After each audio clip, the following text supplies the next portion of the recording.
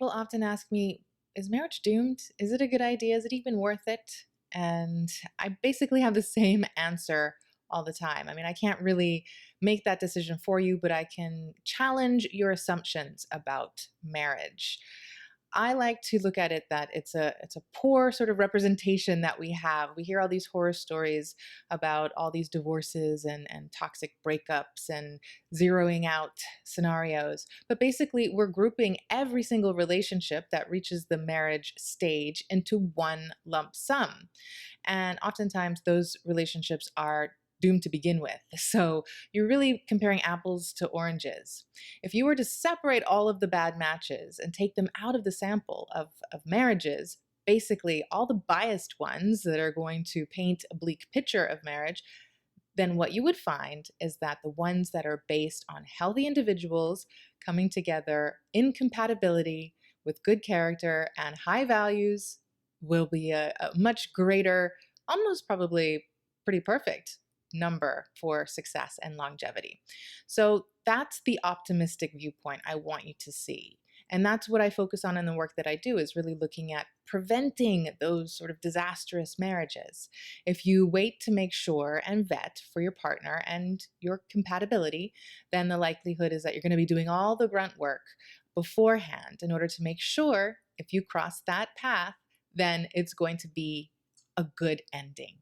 And obviously, there's no guarantees in relationships, and you do have to take a risk in order to get that success story and that reward at the end, but it's totally worth it. If there were no risk, then you're not going to have anything worthwhile or meaningful that's going to be, vulnerable, passionate, emotional, intense, right? It's going to be more of like a complacent, mediocre attachment, and you don't want that.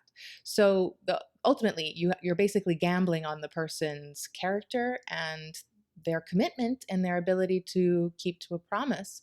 And you can only do that based on the type of person that they are and the time that it takes to get to know them. So that's why I really pursue and advocate for my vetting strategy and my ideal relationship system.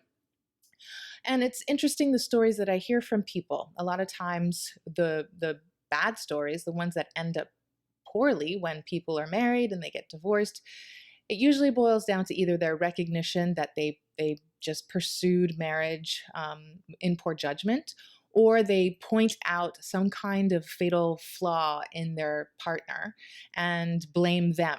And so that's the one that causes me the most concern, because that's when people get bitter. That's when people start to, it's honestly, it's weakness and it's cowardliness, because you're not taking responsibility for the mistakes that you made along the way. And you're blaming the institution of marriage, and probably what I see is people shutting down emotionally, and they use strategies in order to keep the other upper hand and maintain control. And you can't do that in a relationship. It's not actually a relationship if you do that. It's more, I guess, just getting what you need, right? Without actually challenging yourself to grow and be uncomfortable. So it's taking the easy way out, but also biting your nose to spite your face, because you don't really get the whole package. So for those people, I see them oftentimes telling other people this bleak story or side of the story. And I want to help protect people from that by telling a different side of the story. And that's the optimistic one.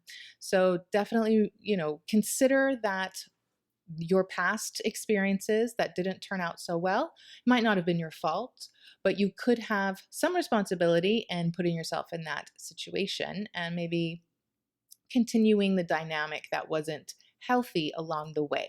So as long as you're focused on getting healthy, on learning what is best and what is conducive to a happy and healthy success story, then your chances for finding an ideal partner are going to go way up. So face your fears, work through your flaws and your mistakes and your failures, and, be committed to that change. And if you need help along the way, you can definitely ask for guidance and support. I have a book coming out. It should be released well, it will be released by the end of June, but I might release it earlier than the 30th. So if you want to get your hands on that book, it's The Ideal Relationship System. So it goes into detail on my system and the way that I approach the work with my clients.